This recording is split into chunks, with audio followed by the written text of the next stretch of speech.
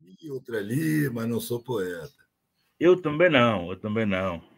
Não, mas Eu um. andei vendo as coisas que você fez aí.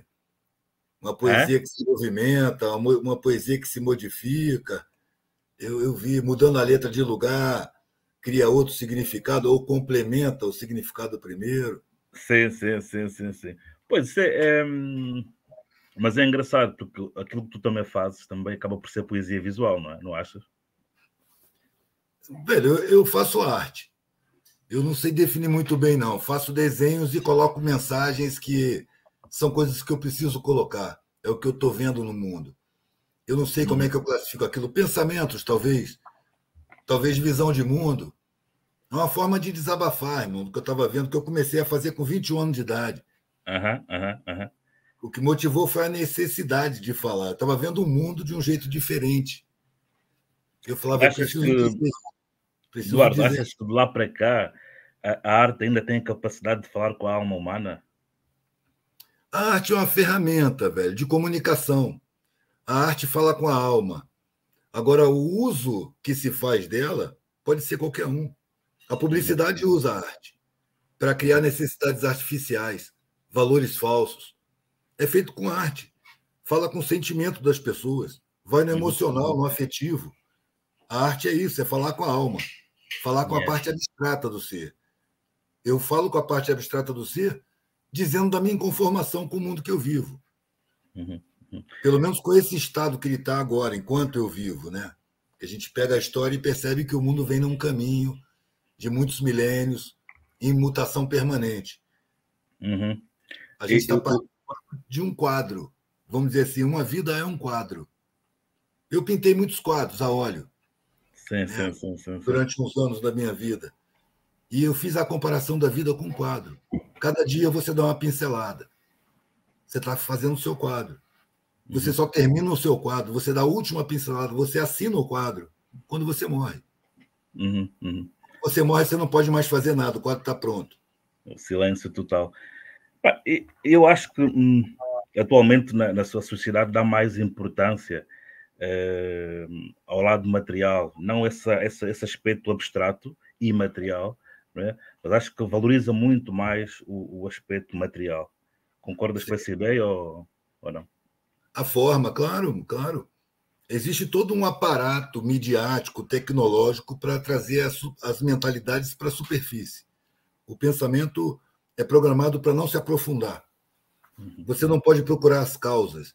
Você vê até que mudaram o significado da palavra radical. Né? Radical significa ir à raiz, Ir à raiz. Uhum, buscar as causas. Mas quando você escuta em qualquer ambiente, pelo menos aqui no Brasil, essa pessoa é muito radical. O entendimento é que essa pessoa é intolerante, é uhum. agressiva, Aqui também, aqui também. raivosa, briguenta. Né? Ou seja, desqualificaram o significado da palavra radical. Extremista. Não interessa a esse sistema social que as pessoas se aprofundem o seu pensamento, busquem as causas, né, da miséria, da desigualdade, né, dos problemas do mundo. É preciso não buscar as causas. Então a gente é ocupado com futilidades. Ok, com entretenimento, com analfabetismo, ou seja, achas que a Gente, ignorância é algo que é induzido, é algo que é construído exatamente para não buscarmos essas causas profundas e radicais? é cuidadosamente construído, mano. É uma sabotagem à educação.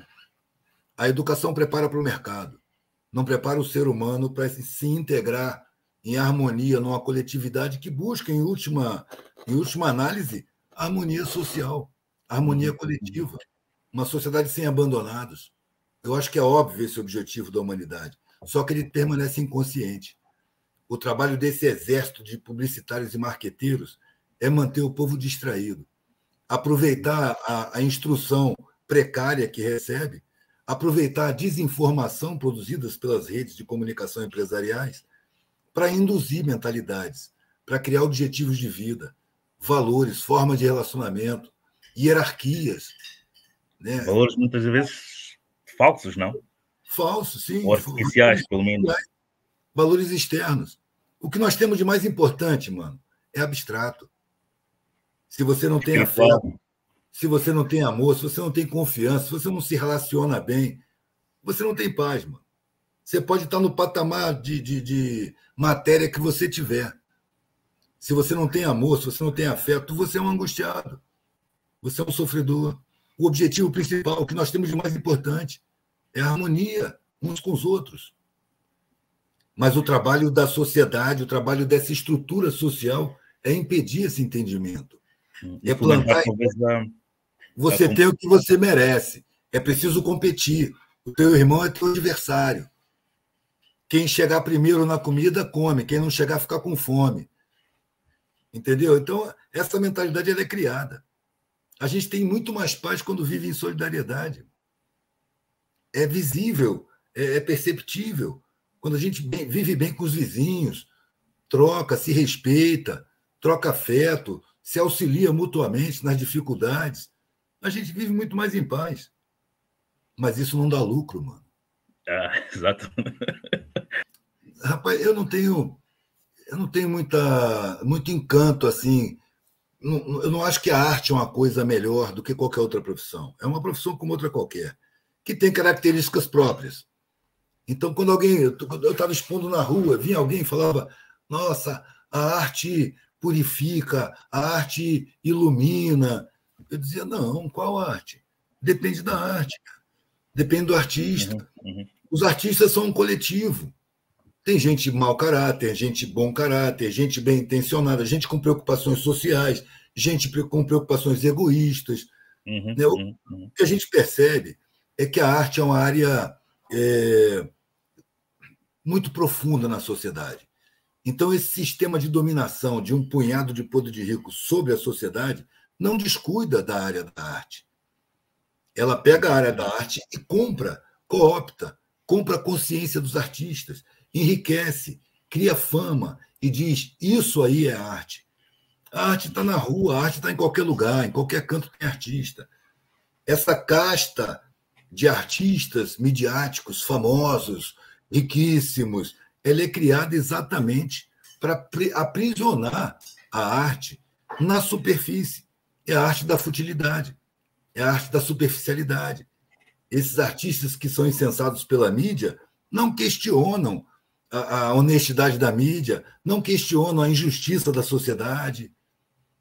É arte também. Não estou dizendo que não é arte, mas é arte usada com intenções de dominação. Okay. Enquanto a arte, essencialmente, ela é subversiva, ela é questionadora, por sua própria natureza. E por isso mesmo há uma preocupação especial com a arte e com a cultura.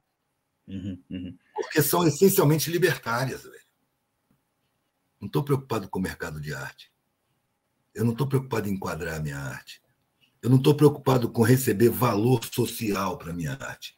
Eu quero fazer minha arte, vender. Ela vai para as paredes de gente simples. Eu vendo desde para o gari até para o médico, para a pessoa que está passando ali, que está tomando cerveja nos bares.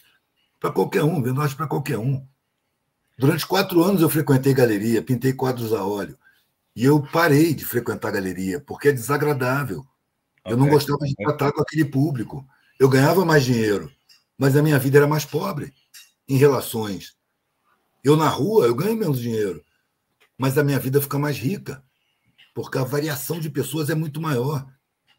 A pessoa que para na rua para ver arte, ela não tem preconceito contra a arte fora da galeria.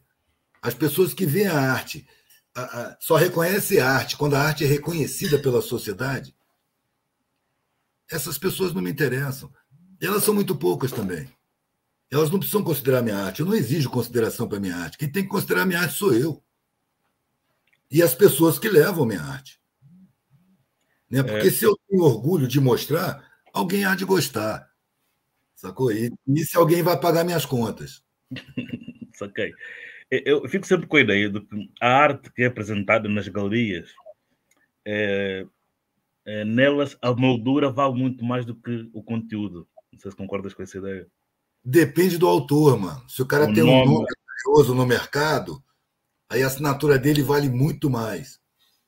Agora, eu vejo muitos quadros que a moldura é uma coisa impressionante. Aí eu vejo a cênica, isso está refletido na própria sociedade, em todas as áreas. A roupa vale mais do que a pessoa. A apresentação é a primeira coisa que se considera na sociedade. A forma, como você falou logo no começo, a forma é mais importante do que o conteúdo. Né? E o conteúdo ele tem que ser controlado para não se tornar perigoso. Uhum, uhum. E como é que há alguma alternativa para para a mudança, por exemplo? Há um termo que tu usas que eu acho que é bastante interessante, que é a bancocracia, ou seja, o poder dos bancos, não é, em dominar a sociedade. É, Achas que podíamos ter uma sociedade em que podíamos falar em poetocracia? Ou seja, em, uma sociedade mais humana, mais empática?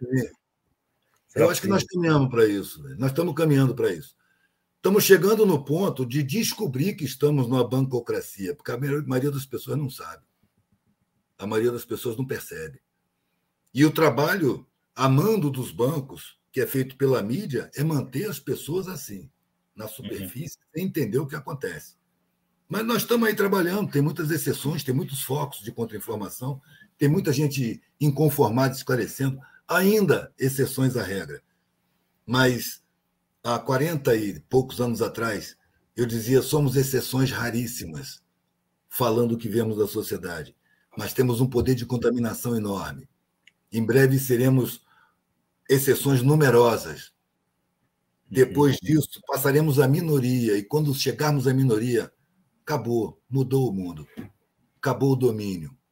uhum, Porque o prazer em viver, a satisfação com o seu trabalho, com a sua vida, o desapego, são comportamentos contaminantes, porque eles trazem visivelmente paz de espírito para a gente, trazem calma, tiram uma angústia que a sociedade impõe a gente. A preocupação com o que vai te acontecer, com doença, tem que ter plano de saúde, que um ladrão vai te roubar, você tem que superar o seu colega de trabalho para ganhar mais do que ele. Essa angústia adoece a vida, adoece as pessoas e estraga a nossa qualidade de vida. uhum, Então, uhum. quando você se comporta de uma maneira. Eu via isso no tempo dos hippies, eu cheguei a pegar o tempo dos hippies, né? E eu via que os caras não tinham nada, mas emanavam uma serenidade, uma paz. Tranquilidade, sim, E sim, eu sim. falava, eu quero ser assim. Eu quero ter essa paz. E vi que o cara tinha aquela paz toda sem ter muita coisa. Ele só tinha o que ele podia carregar e mais nada. Uhum, E uhum. durante 2 anos eu vivi assim. Tudo que eu tinha estava na minha mochila. A família tinha rompido relações. Eu já estava me sentindo família com o mundo inteiro. Apontava o nariz e ia. Não tinha casa para morar, dormia em qualquer lugar, casa abandonada, construção, debaixo de marquise. Me É, é, acordava, seguia. Eu nunca tive tanta sensação de liberdade, isso tanta faz paz de lembrar desculpa, Eduardo, faz lembrar uma metáfora que tu tens sobre o pássaro na gaiola, não é? E que ele tem Sim, água, tem água, tem segurança, tem tudo, mas falta a liberdade. Ficar várias dentro da gaiola. qualidades de alpiste, várias. Tem um veterinário para cuidar da sua saúde, Uhum, tem um uhum. faxineiro que limpa a gaiola todo dia. As grades te protegem do gato, te protegem do gavião, te protegem dos predadores. Aqui você está seguro, você vai ter uma vida confortável. Só tem uma coisa, não pode voar. Não pode Tem voar. que ficar dentro da gaiola. E a gente nasce para voar. Quanto menos coisas a gente tem, mano, mais paz a gente consegue. Mais paz de espírito. É, O que é. acontece, velho, é que se planta um medo muito grande de você não ter nada. Me diziam quando eu larguei a faculdade, peguei minha mochila, falei, vou procurar um sentido para a vida. E estava realmente caindo na mendicância. O que vinha de gente falar comigo, cara, mas se você for preso, se você quebrar uma perna, eu dizia, olha, se eu quebrar uma perna, eu vou pensar nisso. Eu não vou pensar nisso com a minha perna inteira, senão eu não vou andar. Estando com a perna inteira. Quando os problemas se apresentarem, eu vou pensar neles. As pessoas te colocam medo para te bloquear a caminhada. Uhum. Porque tem um efeito medo, tem um efeito a discriminação social. Desde criança, velho, eu aprendi que comentar sobre pobreza e injustiça incomoda as pessoas que não são pobres. Me incomoda muito os que são pobres também. Você questionar por que isso existe, que o Estado não tem obrigação de garantir alimentação para cada cidadão, não é uma obrigação constitucional. Se não cumpre, o Estado é um criminoso. Está agindo criminosamente contra a sua população. Uhum, E, por uhum, outro uhum. lado, matar a fome das pessoas custa muito pouco. Diante do contexto das finanças mundiais, Matar a fome de todo mundo no planeta custa muito pouco, em termos de grana. Então, a fome é mantida estrategicamente para se manter um domínio mental, um domínio espiritual, um domínio material, político, social, sobre tudo e todo mundo. E aí a gente vê punhados de podres de rico, de lugares diferentes, usando estratégias para dominar os seus lugares. E às vezes eles entram em atrito entre si. E aí vem as guerras. Que a mídia trata de fabricar de tal maneira que a gente não percebe que é só domínio, poder e dinheiro entre gente podre de rica. Enquanto somos nós que fazemos até as balas, até os canhões, somos nós que fazemos os castelos, as estradas, tudo, tudo, são os pobres que fazem, sem consciência de que estão sendo dominados por uma gente perversa, que se utiliza, que mantém e ataca qualquer iniciativa de busca de justiça social. Entendeu? Porque eu quero ver a atitude de um cara desse que bota a riqueza dele a serviço coletivo. Não estou falando de distribuir dinheiro, não, mas botar o dinheiro a serviço coletivo, que abre mão de privilégios excessivos. Sabe? Aí sim eu quero ver. Será que existe? Eu já falei com várias pessoas de classes até menores, mas universitários que querem esclarecer a população. Cara, é preciso se sentir igual.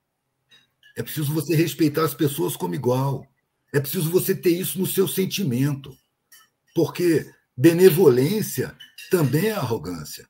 A arrogância não é só agressiva e destrutiva, não.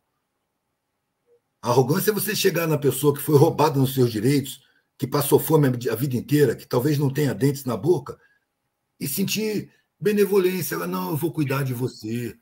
Sabe? E não se sentir constrangido com você mesmo e com a sua sociedade.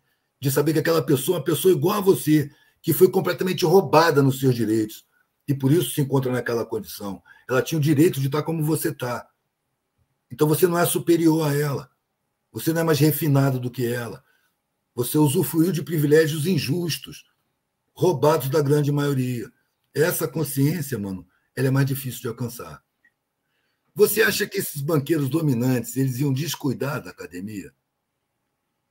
Eles tratam de produzir sentimentos de superioridade, produzir privilégios acadêmicos. A elite do dinheiro, que são esses banqueiros e financistas, ela se escora em várias subelites. Tem a elite agrária, a elite industrial, a elite acadêmica, a elite jornalística dos meios de comunicação, né? A elite jurídica, a elite dos poetas também. São as subelites que sustentam a elite de cima. Sabe? É piramidal, como toda a sociedade. Sabe? Então, a elite acadêmica ela é uma fabricação estratégica para criar distância entre o conhecimento e a população. A linguagem acadêmica é como uma cerca de arame farpado para impedir o conhecimento de escapar para a massa da população, que precisa ser mantida na ignorância. Precisa ser mantida na desinformação. E a academia vai produzir aqueles que vão tomar conta, que vão comandar, que vão supervisionar, que vão direcionar, vão ser os chefes dos roubados nos seus direitos, até humanos. E é exatamente isso. É fácil entender por que a esquerda não consegue se comunicar com a massa.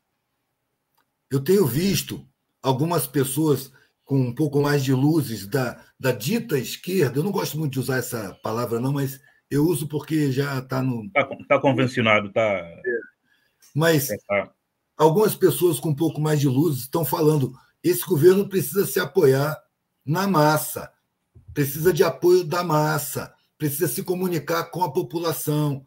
Tá, eu acho ótima essa percepção que as esquerdas dificilmente têm, porque eles querem recrutar, arrebanhar e comandar, tutelar a massa. Se faz o que eu digo porque eu sei, porque eu estudei. É um condicionamento, por isso que não funciona. Não funciona. É preciso servir a população de conhecimentos, dos conhecimentos que são direito, e contar com a sabedoria que ela desenvolve na superação de dificuldades que os acadêmicos não encaram. eles superam dificuldades, sobrevivem criando uma sabedoria que a academia não ensina. O acadêmico, se ele tiver um problema muito sério, pode crer que ele vai chamar os empregados para resolver. Tem sempre a mão de obra. Então, essa gente tem sabedoria muito além do saber para fazer uso coletivo desse conhecimento. Porque na academia você faz uso individual praticamente, ou de pequenos grupos. É o seu patrimônio pessoal dentro da academia, é o seu valor, é o seu saber. Você não tem por que distribuir. Você tem que acumular mais e mais para ter mais e mais valor. Esse é o conceito. Esses são os valores acadêmicos. E aí isso impede a gente de perceber que, na verdade, quem tem acesso ao conhecimento tem a obrigação moral, espiritual, de levar esse conhecimento para todo mundo. Para todo mundo. E deixar esse todo mundo resolver o que fazer. Parar com esse condicionamento de conduzir as massas. Vamos tratar de informar, de instruir, de passar as instruções, que é direito delas. Criar acessos, pressionar governos para abrir espaços de ensino para todos os níveis. Cada penitenciária tem que ser uma escola. Em todos os lugares tem que haver didática, nos hospitais públicos, nos centros culturais. Nem se fala nas escolas. As escolas é o princípio de tudo. Mas numa democracia, ela só pode ser feita com um povo bem instruído, bem alimentado, consciente de si, com autoestima, com senso crítico, bem informado, em condição de decidir o seu destino. E a sociedade tem uma estrutura meticulosamente formada para impedir que exista um povo assim em território nacional. Então, isso não é democracia, é uma farsa. O que manda é o dinheiro, o que manda é o poder econômico. E o resto é teatro de marionetes. O parlamento é um teatro de marionetes. Isso eu cheguei à conclusão em 89 e parei de votar. Falei, não vejo o direito do Estado me obrigar a participar de uma farsa. Isso é uma farsa. E de lá para cá eu vi muita coisa acontecendo, muita coisa vindo à tona. O povo hoje talvez esteja um passo além do que estava naquela época, em termos de instrução e informação, mas ainda longe de estar em condições de constituir uma verdadeira democracia. Eu tendo a acreditar que a democracia só pode ser direta. E por consenso, não por maioria. Tem que priorizar o consenso. Não pode ter minorias insatisfeitas, entendeu? Porque experiência própria aqui no Brasil e na observação de vários países do mundo, aonde tem minorias insatisfeitas, existem agentes estrangeiros se infiltrando e favorecendo brigas e guerras e guerrilhas e sabotagens, armamentos, conflitos, para desestabilizar um país, de olho sempre nas riquezas naturais desse país. Muitas vezes você não tem opção, velho. O sistema vem e te submete. Muitas vezes eu fui atacado pelo Estado, me levaram todo o meu material de trabalho, várias vezes. Não muitas, porque eu fiquei esperto, né? Eu tinha que sobreviver, tinha que sustentar minha família, eu não podia estar perdendo minhas coisas com frequência. Até porque era tudo feito à mão. Não era mercadoria que eu fosse buscar em algum lugar. Eu tinha que fazer tudo, né, na mão. Então, eu via no Estado um inimigo.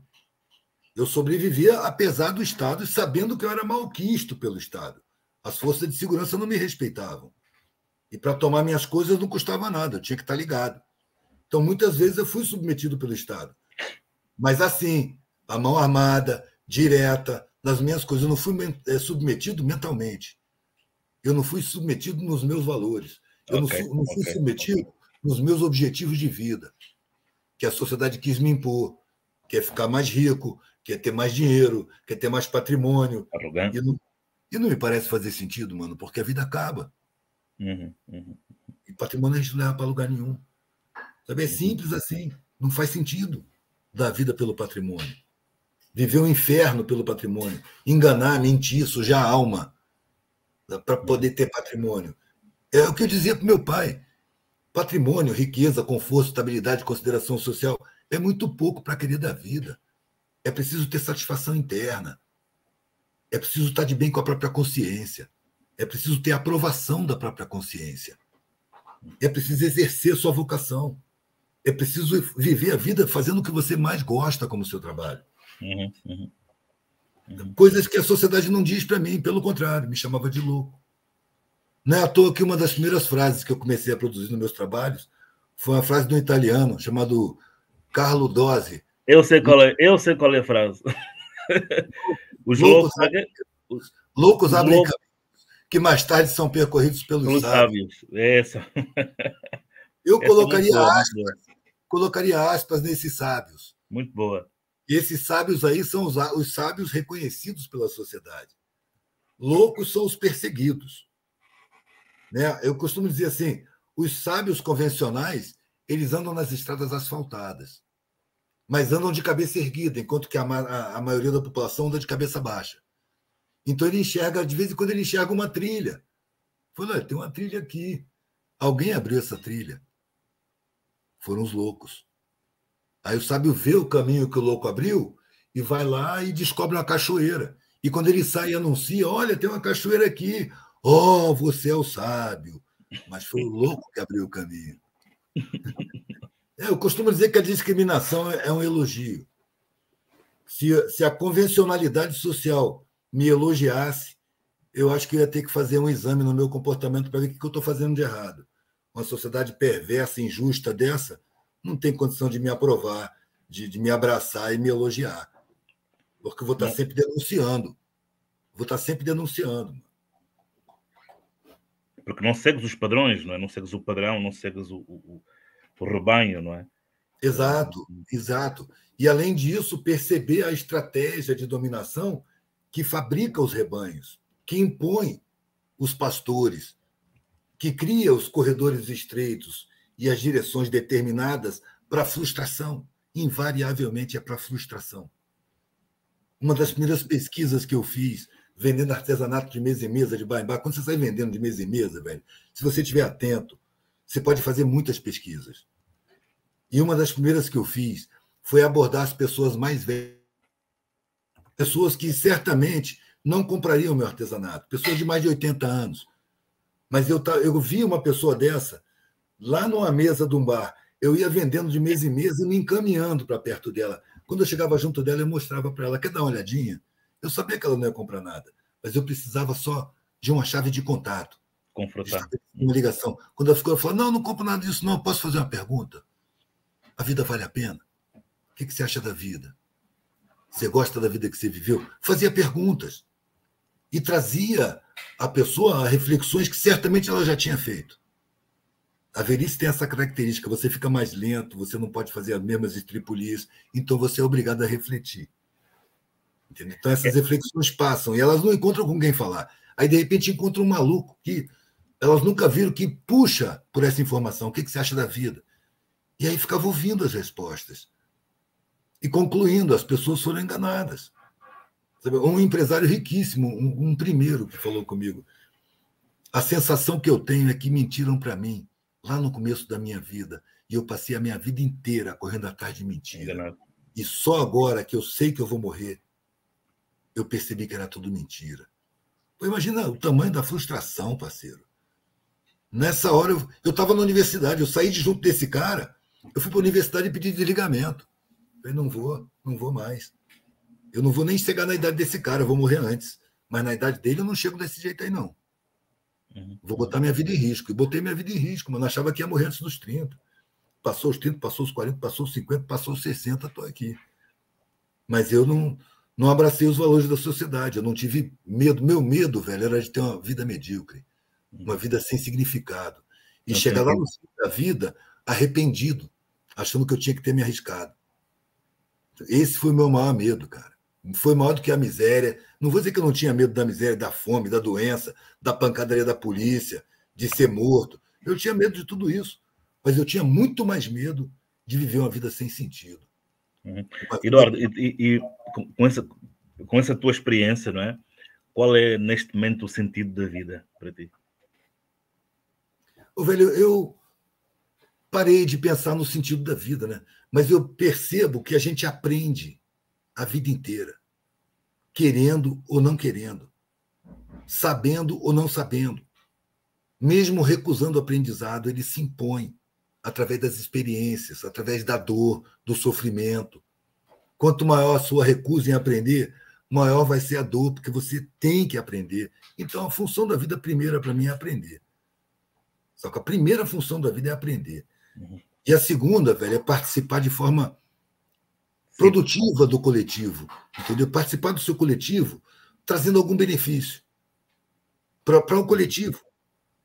Harmonizar as suas relações, pelo menos com os mais próximos, porque com a sociedade institucional é impossível harmonizar. Isso é engraçado. Isso vê-se, por exemplo, em algumas comunidades africanas, esse sentido comunitário, esse sentido coletivo que as pessoas têm, não é? Saber que juntos são mais fortes do que em conflito, do que uns contra os outros. Há esse sentido de pertença muito forte em África. Sim, sim. Tem um antropólogo brasileiro chamado Darcy Ribeiro, que ele andou aí fazendo universidade na Nigéria, foi expulso do Brasil durante muito tempo. E ele falava, a civilização ocidental teria muito a aprender com os povos que ela considera primitivos. Ora bem. No caso, ele falava dos indígenas brasileiros, porque é uma sociedade que não tem abandonados. É uma sociedade que não tem penitenciárias.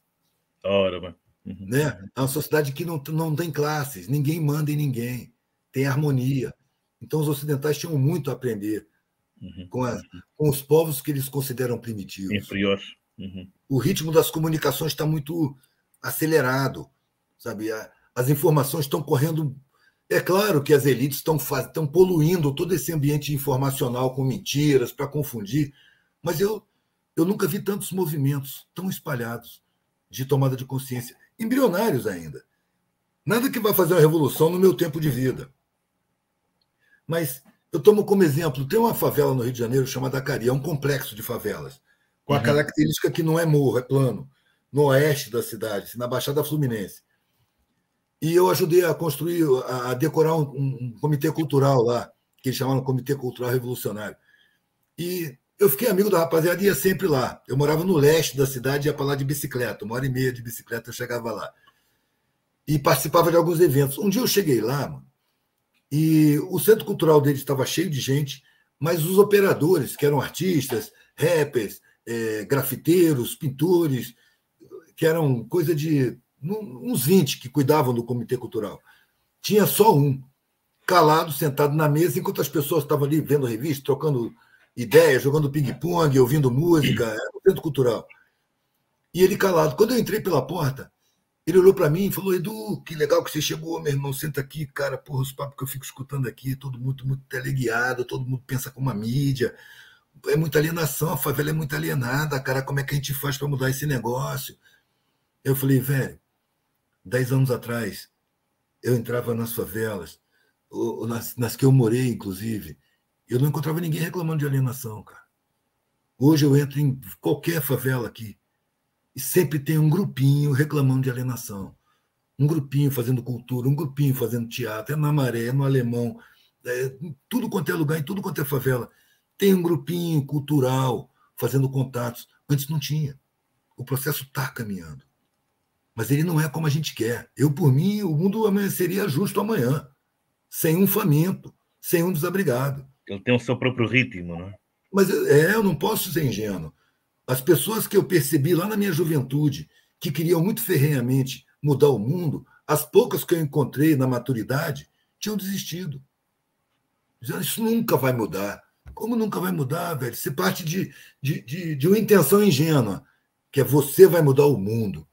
Você parte de uma intenção ingênua e chega numa conclusão precária. Como nunca vai mudar? Está tudo mudando, até os minerais estão em mutação química aí o tempo todo. Não tem nada que não esteja mudando. Está tudo permanentemente mudando. Só que não está mudando como o seu ego exige. Entendeu? O ritmo que... Não, eu quero ver o mundo justo, senão não vale a pena. Isso é egoísmo. Isso não é revolução, isso não é solidariedade, isso não é senso coletivo. Ou muda do jeito que eu quero, ou então nunca vai mudar. Chega a ser infantil, né?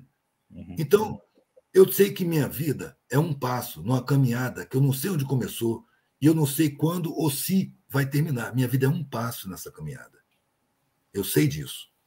Então, eu não crio grandes expectativas. A minha expectativa é a seguinte: eu quero que o meu passo seja dado na direção que eu escolha e não a sociedade me imponha, da maneira que eu sinta que devo fazer. De forma que, quando terminar o meu passo, eu vou sentir que eu dei um bom passo. Foi um bom passo. Eu quero comemorar minha vida quando eu morrer. Eu não quero lamentar. E esse é o sentido da vida, não é? Não deixarmos a lamentação, mas algo que dê significado não só a nós, mas também aos outros, não é? Depressão e revolta, velho, são dois sentimentos que levam você a atitudes inúteis e às vezes até destrutivas. Para nós e para os outros. Depressão e revolta. Quando você passa por um sofrimento qualquer na vida, mano, você tem uma oportunidade de aprendizado. Aí só você pode saber qual é. Entendeu? Toda vez que eu passei traição de amigo e essas coisas assim, eu parava, puxava pela memória. Em vez de eu querer vingança ou entrar em tristeza profunda, eu entrava em reflexão e puxava pela memória. Desde o momento que eu conheci o cara. O que passou na minha frente? Como é que eu podia ter percebido, cara, que esse cara era assim, que ele tinha esse caráter? E aí eu vou rememorando a minha relação com ele e vou percebendo vários pontos em que ele revelou o caráter que ele tinha para mim. E que na hora eu não estava atento. Eu não levei em conta. O cara estava me dando sinais. E eu caía na arrogância professoral de querer esclarecer. Não, você está enganado, não é assim. Ele estava me dando sinais de caráter. Estava me dizendo, não me ponha dentro da sua casa. E eu não enxerguei. Então, quando eu entrava no sofrimento e refletia, eu achava onde estava o meu erro. Porque do erro dele eu não posso cuidar, mano. O erro dele é problema dele. Ele cometeu comigo, certamente já cometeu com outros, e ainda vai cometer com outros. Mas aí o caminho é dele. Ele está plantando, ele vai colher.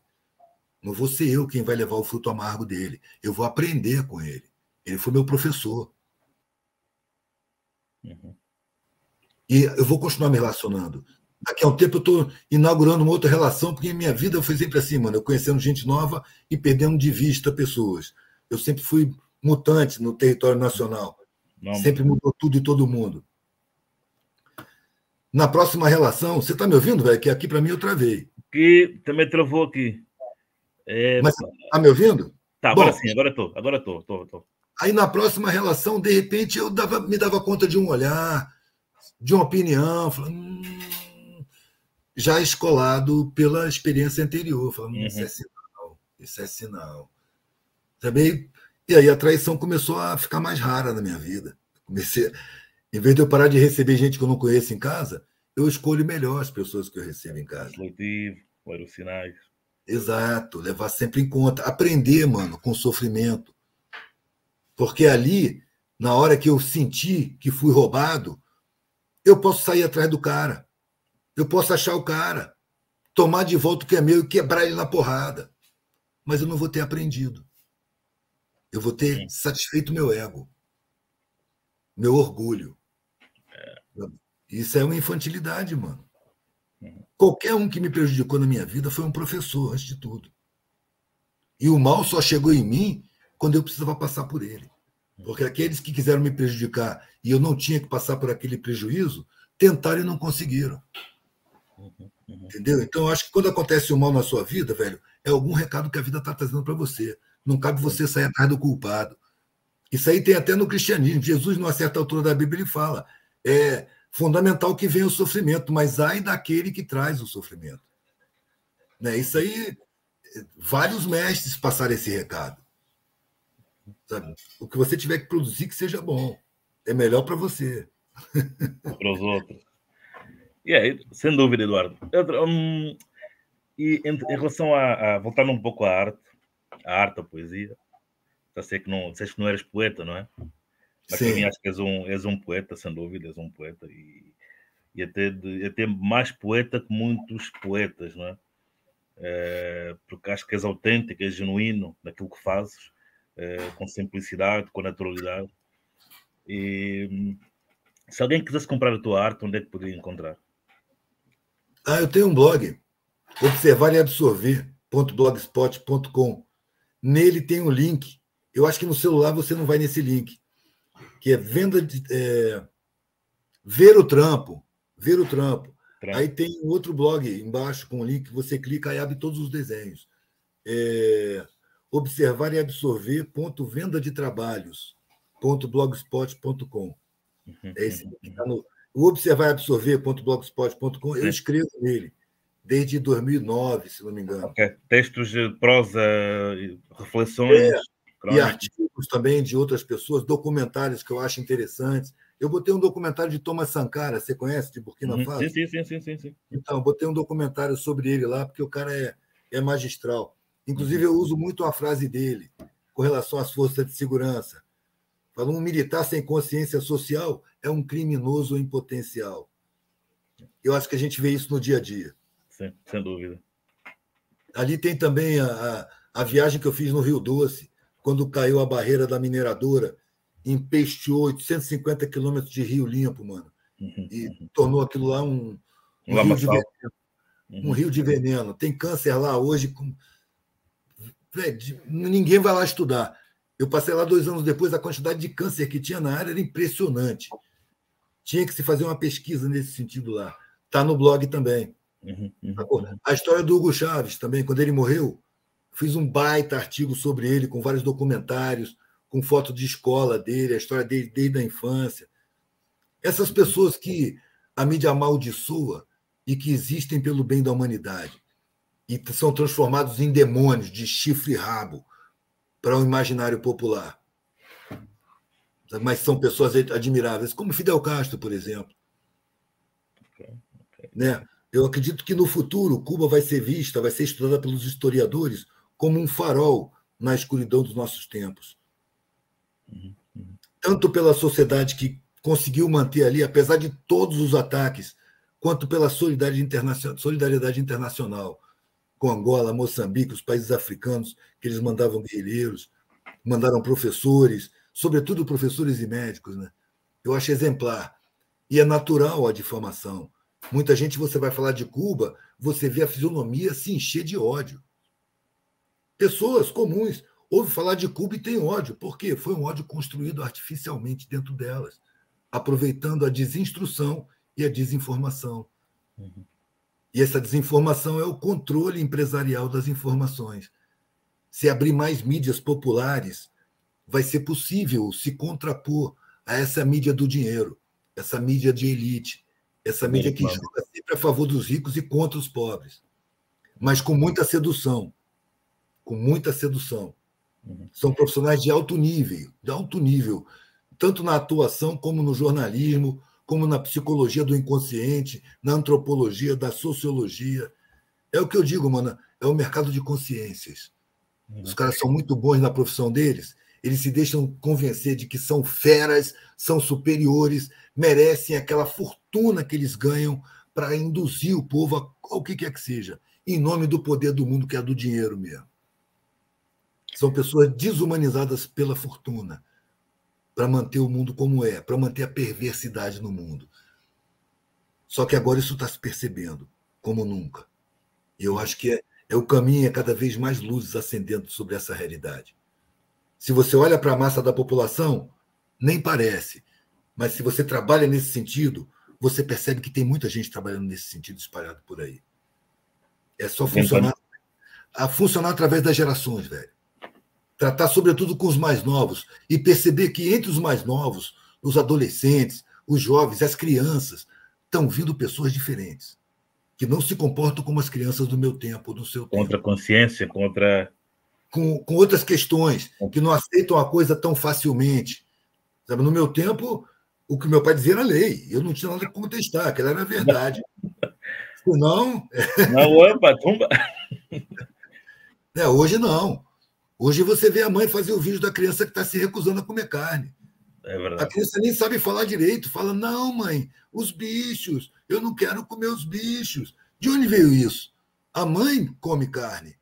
A mãe põe carne no prato dela e ela simplesmente se recusa. Eu acho que são reforços que estão chegando para esse período de transição que o planeta está passando. Todas essas dificuldades que a África sofre, porque o mundo, velho, é como as pessoas. A maioria das sociedades é altamente racista. A África, não é à toa que é o continente que sofre mais dificuldades, que é mais violentado, que é mais desprezado. Só 11% da população africana recebeu a vacina de Covid, mano. Eu acho que pelas dificuldades que tem, é daí que vai brotar os maiores exemplos de resistência e superação.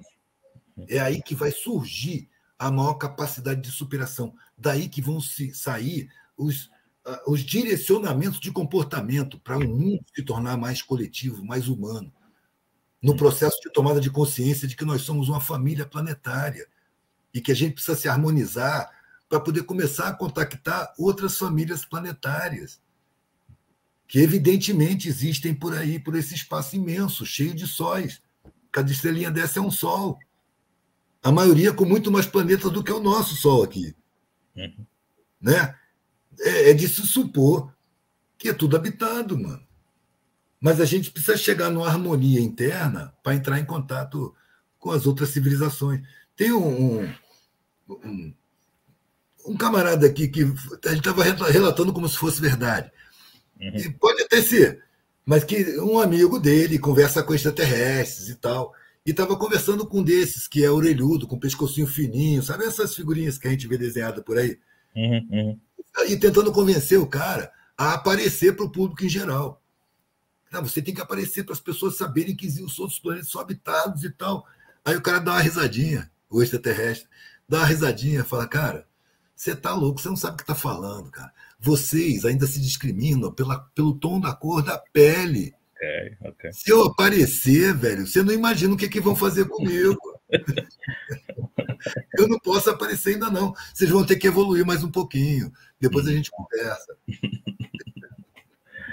Não, mas é engraçado, não, enfim, é curioso. Há uma espécie de racismo económico. Eu não sei, parece que o tom da pele, essas qualidades externas que nós temos, parece que perante o poder económico que o indivíduo tem, parece que ficam esbatidos. Não é? Sim. Vem um negro pobre, aí sim é capaz de sofrer racismo com força, estás a ver? Se vem um mesmo negro, mas com poder económico, com um estatuto diferente, parece que esse racismo fica esbatido, não é? Parece que diminui, aparentemente. Mas também é fácil, porque são poucos, né? São muito poucos. Queria ver se fossem muitos, se ia ser a mesma coisa.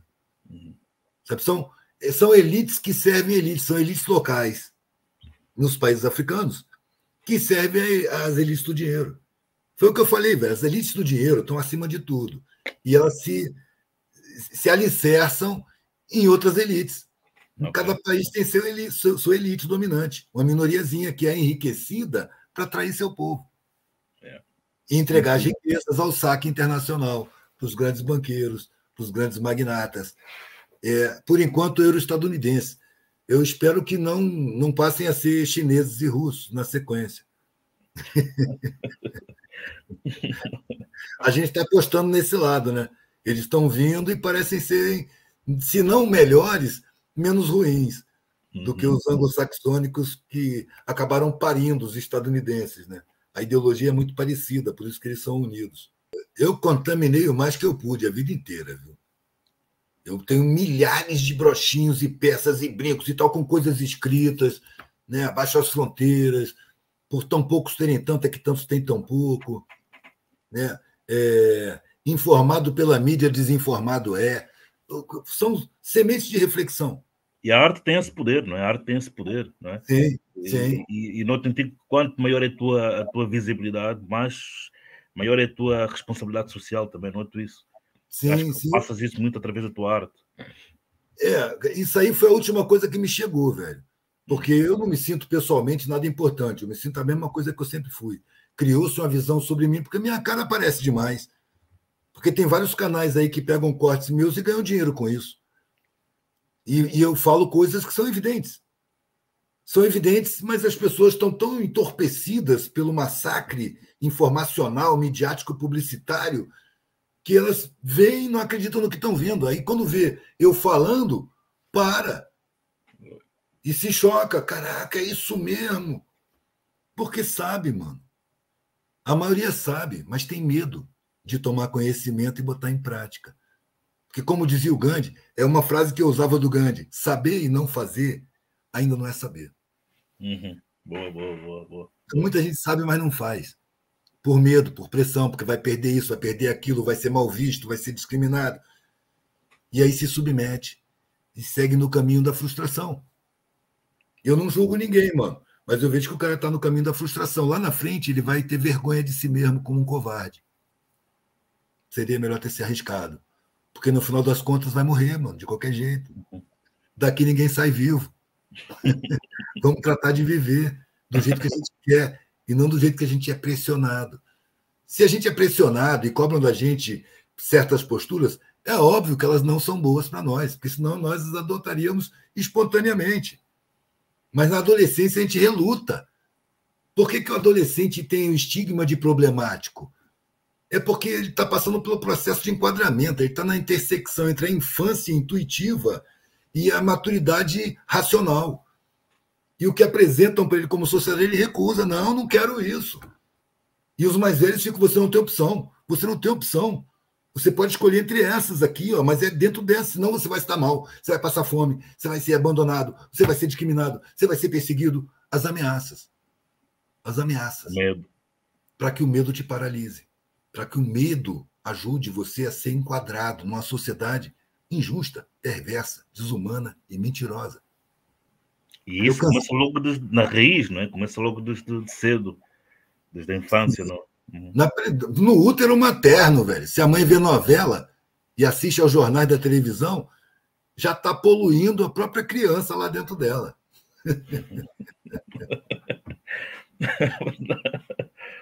Faz sentido, faz sentido. Na mídia devia ter programas proibidos para grávidas, velho. Que é para não contagiarem. Não contagiar, não afetar o emocional, entendeu? Para a pessoa ser gestada saudavelmente, sem ânsia, sem angústia, sem medo. Para a pessoa se formar, é uma sementinha, velho. Vai crescendo até virar uma pessoa e sair. E olha só o mundo que já espera a criatura. Seria preciso cuidar melhor da gravidez, mano. Isso. Bom, mas o medo também pode ser um ingrediente positivo, não é? Um ingrediente para a arte, por exemplo, para a criação, para a criatividade. Podemos usar o medo como algo que nos ajuda na inspiração. Não, o medo é muito bom, velho, quando ele te dá prudência. Quando ele te dá prudência, ele é bom. Mas ele é ruim quando ele te acovarda. Entendeu? Tudo pode ser bom ou ruim. O medo pode te chamar a atenção para um perigo que você não viu antes. Sim. Aqui na área que eu moro tem cobra, tem araraca, tem aranhas enormes, entendeu? Então, eu entrar no mato, eu entro com medo, velho, porque o medo me faz ficar mais atento. Prudente, mais mais cuidado. É uma questão de sobrevivência. Então, aí o medo é bom, é positivo, é necessário, inclusive. Agora, quando você olha para a sociedade, não gosta do que está vendo, mas você caminha na direção dela para fazer o que ela diz, tudo dentro de você dizendo que aquilo está ruim, mas tudo fora de você dizendo que é ali que você tem que ir. Se você vai por medo, mano, você está programando a sua frustração. E mais tarde vai ter vergonha. Porque você vai perceber que se acovardou. Abdicou da liberdade, abdicou da... Eu imagino, cara, o velhinho na última, pensando seria melhor ter morrido mais cedo para não chegar frustrado nesse tempo de vida que eu tenho. Seria melhor ter morrido mais cedo. Devia ter me arriscado mais. Há uma música assim, acho que é dos... Epitáfio. Grande música, grande som. Muito, muito bonita essa música. Muito bom. Devia dar mais do que pensar, porque ela é uma reflexão exatamente para esse período. A reflexão de um cara pré-morte. Devia ter feito mais isso, devia ter amado mais. E é interessante a tua coragem, não é? De romperes com essas grilhetas, romperes com essas algemas sociais. Eu digo que foi medo. Foi medo da frustração final. Um medo muito maior do que todos os outros medos. Eu não senti coragem em nenhum momento. Achas que foi uma escolha tua ou foi uma... Ou aconteceu? Foi acontecendo? Eu não tinha escolha. Era me atirar ou me frustrar. Eu estava vendo. Eu já estava sentindo frustração no caminho que eu estava. Se eu continuasse caminhando ali, eu ia me frustrar cada vez mais. Como você disse, eu estudei direito. Eu não estudei direito, eu frequentei uma faculdade de direito, o que é muito diferente. Uhum. O que eu menos fiz foi estudar direito. Eu fui ver um julgamento, mano, e vi que é um jogo. É um jogo de interesses. E na área jurídica, não tem busca de justiça, tem busca de interesses.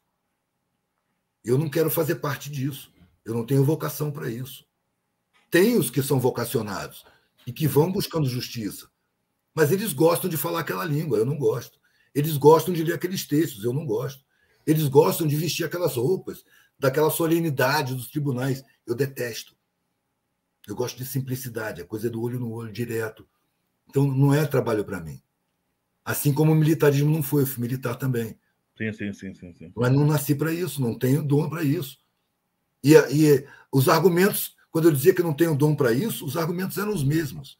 Aqui você tem garantias, aqui tem uma procuradoria, aqui você tem moral social, você tem porte de arma, você não vai ter problema com polícia, você é uma autoridade, você tem escola particular para os seus filhos, você tem um plano de saúde próprio. Para quê? Para violar minha consciência? Estou dizendo que o mercado de consciência paga bem? Só que quando eu morrer, mano, o que eu vou levar é minha consciência, não é patrimônio, não é honraria social, não é aposentadoria. Eu vou levar minha consciência, então eu quero estar bem com ela. E não tem como eu vender minha consciência. Tenho até medo. Quando eu percebi que eu não podia mudar o mundo, velho, eu falei, eu vou mudar a minha vida. Não posso mudar o mundo? Eu vou mudar a minha vida. E olha o que aconteceu. A minha vida está servindo para o coletivo. Sim. Eu não tinha essa pretensão. Eu não tinha essa intenção. Foi acontecendo, foi. Foi acontecendo. Eu queria satisfação. Eu, com 19 anos, falei, exijo ter satisfação na minha vida. Exijo, é uma exigência. Eu não tenho como não aceitar uma vida sem satisfação. Pelo menos comigo mesmo. Satisfação com a sociedade é impossível. Mas eu tenho que ter satisfação com a minha vida. E isso transformou o meu mundo. Mudou todo o mundo que eu vivia. Mudou meu ângulo de visão. Mudou os meus valores. Mudou minha concepção. Mudou minha forma de me relacionar com as pessoas. Mudou tudo, mano. E no final das contas, é mudar o seu mundo que muda o mundo. Bom, então escrever essa. Se você quer mudar o mundo e mudar o seu mundo primeiro, você vai se iludir, não vai mudar o mundo. Isso são os revolucionários. O problema dos revolucionários de esquerda, velho, eles têm um ego muito grande, sabe? Muito grande. Então você chega para o cara para dizer que ele precisa de humildade, ele nem concebe isso, mano. Ele nem concebe isso. Ele não sabe servir, ele sabe se servir. Se servir. Ele não enxerga a realidade como ela é. Eduardo, mas isso é que às vezes me deixa confuso. É tu reparares que de um lado como do outro, tu vês comportamentos muito idênticos. Como se não houvesse alternativa. Eu vejo condicionamentos, cara. Por isso que eu falo para revolução interna. Quando eu falo para o revolucionário desse assim, cara, você não fez a revolução interna. Ele diz que isso é bobagem. E, no entanto, ele está se referindo a si e a sua forma de pensar como de esquerda. O que é esquerda? É um parlamento francês, um país colonial dos mais cruéis. Ele não está percebendo que ele está com a mentalidade dele colonizada. Ele não está entre esquerda e direita. Ele está entre humanismo e empresarismo. É o ser humano no patamar de maior importância da sociedade ou o interesse econômico no patamar de maior importância da sociedade, que é o que é agora. E é isso que a gente quer mudar. Você fala o campo da esquerda, tem um monte de gente preconceituosa, colonizada, egocêntrica, egoísta, que está convencida pela própria sociedade de que tem uma superioridade porque fez academia. E só aceita o papel de liderança, nunca de servidor. Se você não tem humildade, você não é revolucionário. Para começo de conversa. Eu acho que a humildade é uma característica revolucionária. Ao contrário, a arrogância é altamente estimulada porque ela afasta as pessoas.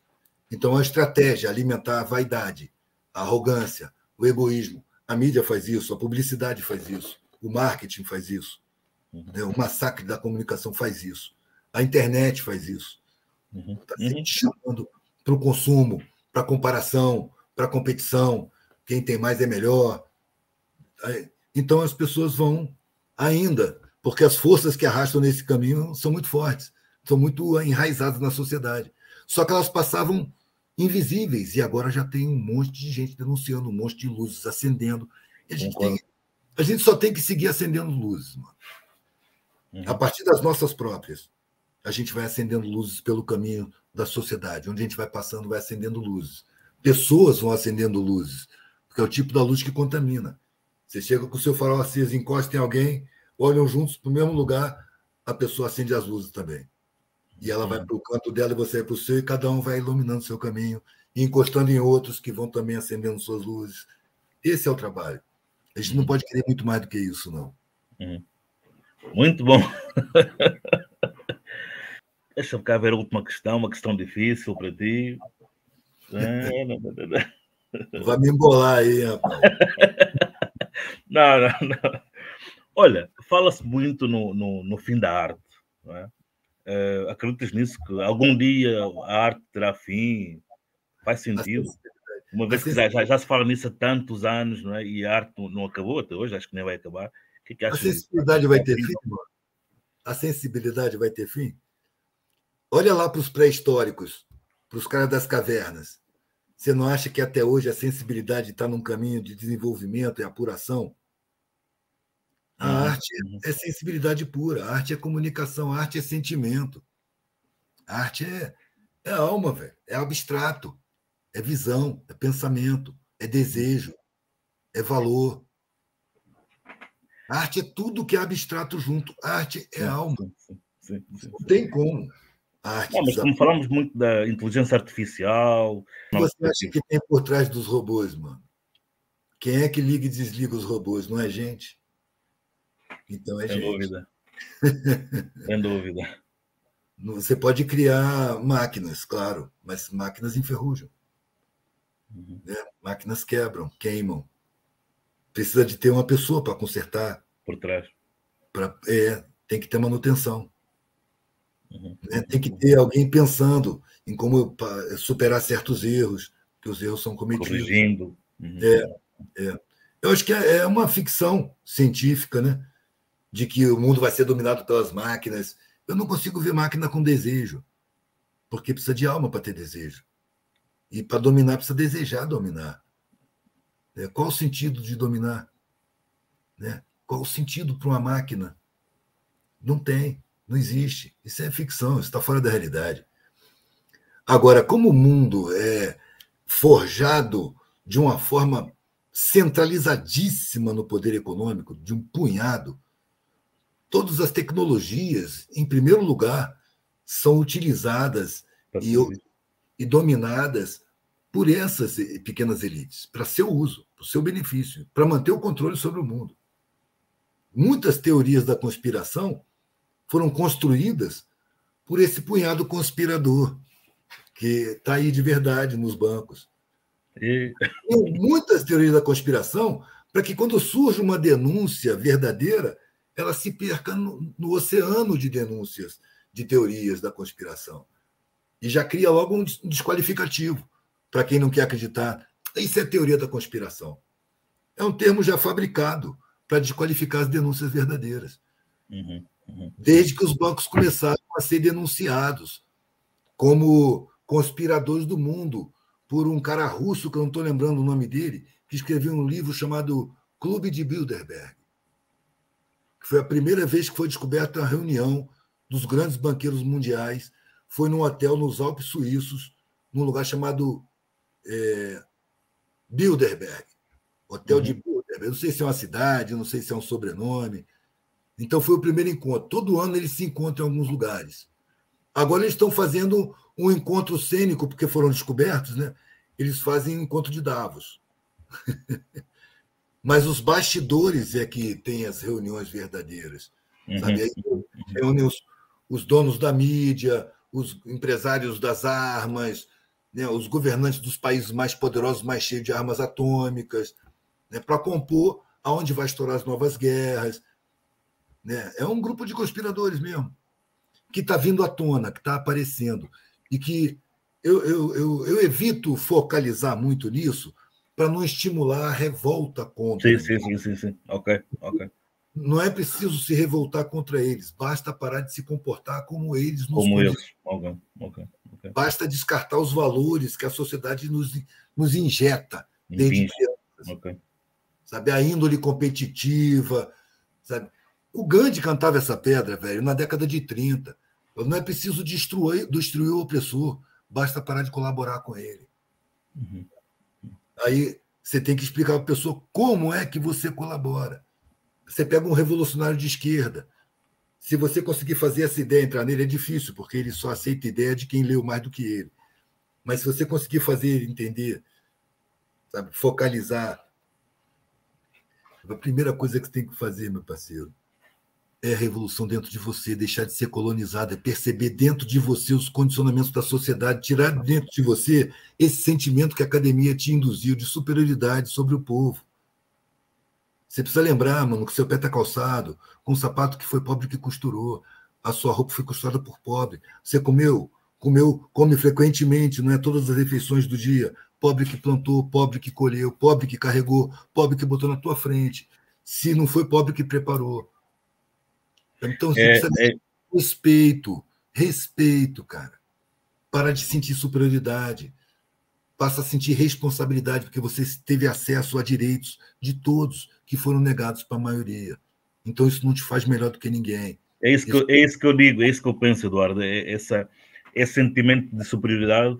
Aí também eu vou apelar para as exceções, sabe? Porque tem exceções em todos os grupos, né? Sim.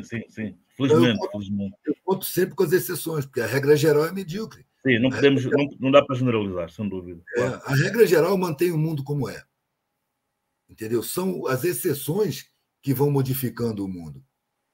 São perseguidas, são malditas, são difamadas, são presas, sofrem consequências, mas acabam prevalecendo, porque contaminam, porque tem sinceridade, tem boa intenção, tem solidariedade, tem uma visão mais profunda.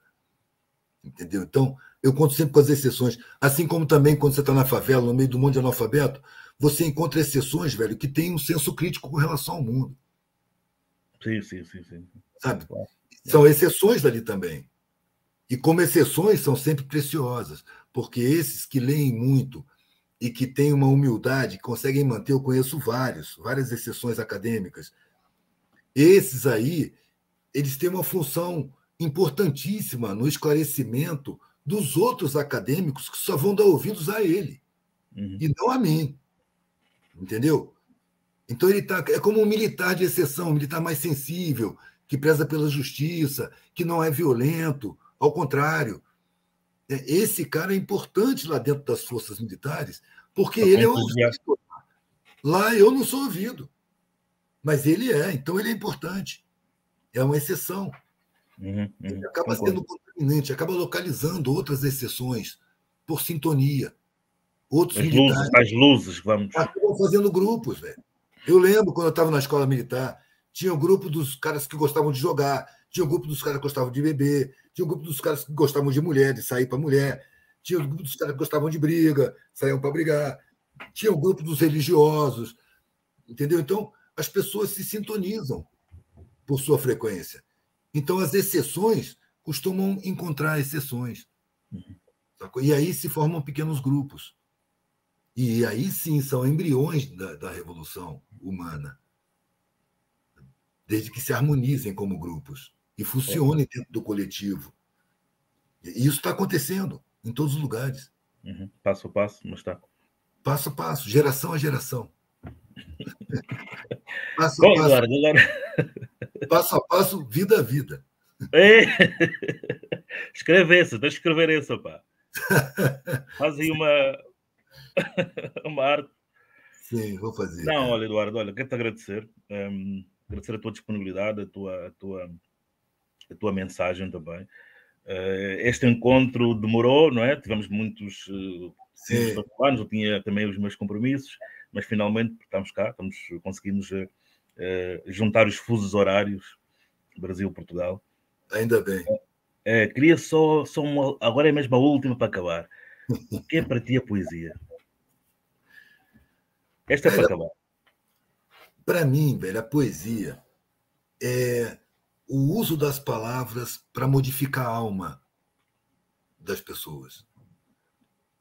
Você vê poesia em outras coisas que não nas palavras, mas para mim, a poesia sem dúvida. É a arte das palavras. Eu tenho a arte dos sons, eu tenho a arte visual das cores, eu tenho a arte das formas, a arte da reflexão, né? A arte das palavras. Aqui no Brasil tem uma região chamada Nordeste, que tem é a região mais sacrificada daqui, é a África brasileira. Ali você vê brotar uma poesia intensa, profunda, humana, cheia de sensibilidade, cheia de sentimento e solidariedade, entre os mais excluídos, nas condições mais agrestes, de deserto. Você não ouviu falar de Patativa do Assaré? Não. Patativa do Assaré. Não. Foi um genial, velho. Genial. Ele dizia que a obrigação dele era fazer poesia. Que ele começou a viver de poesia, que ele ia nos lugares recitar poesia em aniversário, em casamento, em solenidade. Ele passou a ser pago, começou a fazer literatura de cordel e viveu a vida inteira fazendo poesia. Então ele falava assim: como eu vivo de poesia, eu tenho a obrigação de fazer poesia. Eu não posso me recusar a fazer uma poesia. E um dia ele saiu de casa para comprar um remédio para a mulher dele. E ele estava indo na farmácia, a mulher dele estava com dor de cabeça, alguma coisa que ele tinha que ir correndo na farmácia. Ele ia passando numa praça e alguém gritou: ô Patativa, fala uma poesia aí para gente. E aí ele começou, eu não vou saber dizer a poesia que ele disse, mas ele, na poesia, ele falou que ele sabia que tinha obrigação de fazer poesia, mas que a mulher dele estava com muita dor em casa, que ele tinha que ir na farmácia buscar um remédio, e por isso ele não ia fazer uma poesia. Ele falou isso em poesia. E fez poesia. Okay. Diz assim, repente. O Nordeste tem muito tipo da poesia que é o repente. O cara inventa na hora. Inclusive, nós aqui chamamos... Também temos, como é que se chama aqui? É o improviso, no fundo é o improviso. Há muito improviso. Sim. Então, quando eu vejo os poetas do Nordeste, velho, eu falo, eu não tenho direito de dizer que eu sou poeta.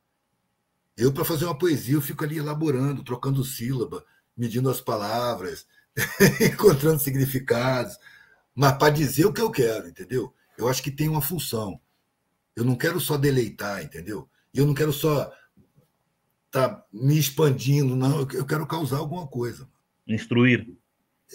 Causar uma reflexão, trazer um assunto, tocar um ponto em que as pessoas não tocam muito, mas que é importante, trazer uma visão sobre algum acontecimento. Eu quero que tenha alguma utilidade. Entendeu? Eu não quero alimentar minha vaidade. Eu acho que a gente tem que ter muito cuidado com a vaidade.